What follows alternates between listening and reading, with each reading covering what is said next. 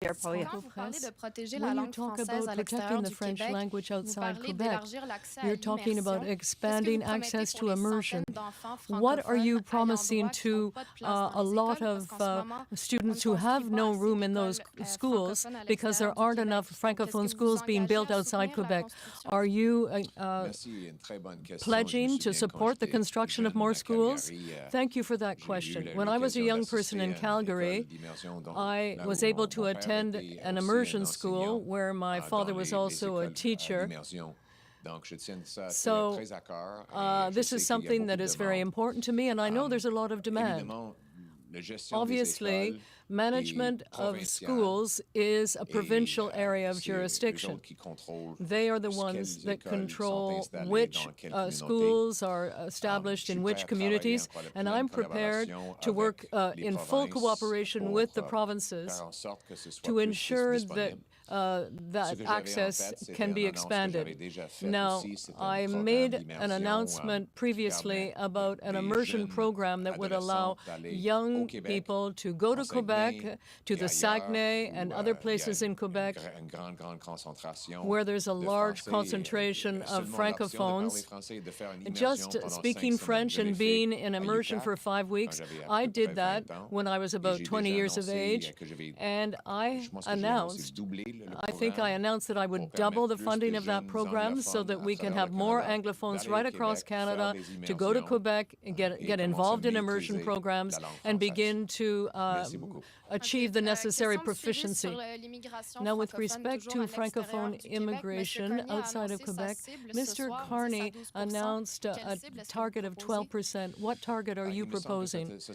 Well, I think that is a reasonable target, and I agree with him, and our party has already said that we are in favor of expanding the number of Francophone immigrants coming to Canada, including outside of Quebec, so that we can add greater demographic weight to the French language in Canada.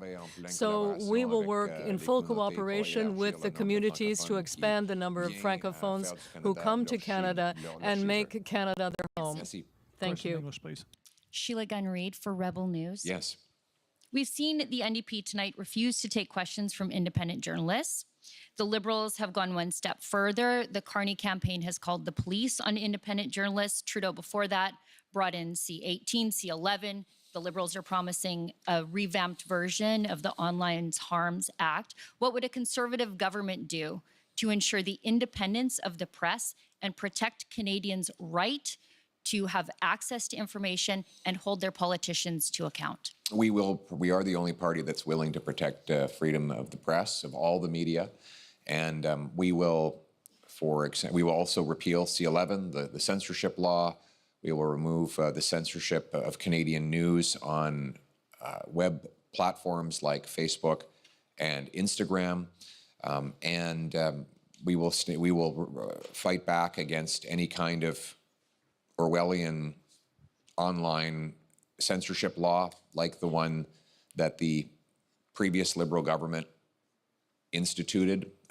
It was designed to create the possibility of preemptive arrests of people, where you could be arrested if you were suspected of sometime in the future planning to say something harmful online. You could be under a peace bond. I mean, it really is Orwellian. And I note that many people across the spectrum have spoken out against this censorship. Even someone like Margaret Atwood, not known to be a conservative, has said that this kind of censorship is not only bad for democracy, but inhibits artistic expression. So I stand for free speech, and we will respect the right of Canadians to have access to the media that they choose. My follow-up, Canada's suffering the most violent anti-Semitic crime wave in history. Yes. There have been shootings, fire bombings, even a riot right here in Montreal. But not all of this anti-Semitic hatred and incitement rises to the high level of a criminal code offense. Do you believe that foreign nationals, that is, people who are not Canadian citizens, should be deported for participating in these hate marches? or other pro-Hamas activities that don't rise to the level of a crime. This game, you're not ready for it. Well, what I have said is when there is a crime involved, including crimes of vandalism, that visitors to Canada should be deported. You simply can't come here and firebomb a Jewish bakery or someone's home or smash windows out of a political riot and expect to stay in this country if you are on a visitor visa. We will be bringing in tougher laws to penalize those who are permanent residents and citizens who break laws and harm our communities. But look, this is the disintegration we have witnessed after the lost Liberal decade. Everybody is divided. This group is divided against that group. There is crime and chaos in our streets. The Liberals have promoted this division by saying one thing to one group and then exactly the opposite to a different group. We had a tradition in this country before this government where you could come from places, the conflict-ridden places in the world, and you would leave the fight behind. You might have a debate about the politics of that place when you sat down in a coffee shop in Montreal or Toronto, but it never overflowed into street violence. We need to get back to that. You should know, we welcome people to this country. Sure, bring your culture, bring your traditions, bring your family, but do not bring foreign conflicts onto our streets. We're going to have peaceful streets again, and we're going to be united. All of us should consider ourselves Canadian first and put foreign divisions behind us. Thank you for taking my Question en question. français, s'il vous Thank you. plaît. Please keep Thank you your for questions asking and answers short. Thank you. Christopher Curtis, The Rover. Monsieur Poilievre, plus tôt ce soir, Earlier this evening, Jagmeet Singh described what is happening in Gaza as a genocide. I imagine that's not your opinion, but since the Israeli government is talking about removing Palestinians from Gaza, is this more like ethnic cleansing? And do you think it's permissible to criticize Israel? Well, it's permissible to criticize anyone.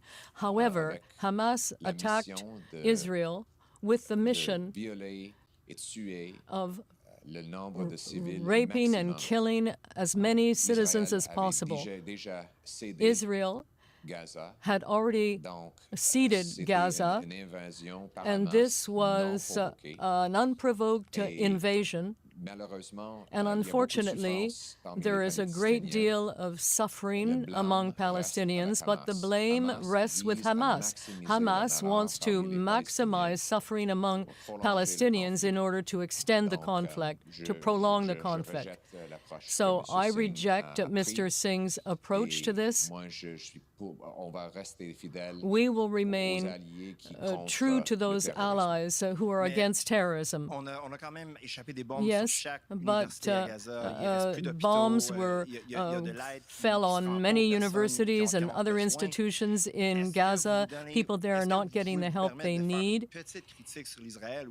Can you afford to criticize Israel, or do you believe they've done everything they should have done thus far? In a situation where a terrorist group crosses the border to deliberately target children, women, and civilians, a country has no choice but to defend itself. Should that country make every effort to avoid tragedies affecting other civilians? Yes. Unfortunately, Hamas wants to position itself in order to maximize loss of life among Palestinians. Hamas started this war, and they are maximizing the suffering of the Palestinian people. Merci beaucoup. That was the last question. C'est la dernière question. Merci. Thank you very much. Thanks, everyone. Okay, so that was Conservative Leader Pierre Poilievre. Next up will be Yves-François Blanchet.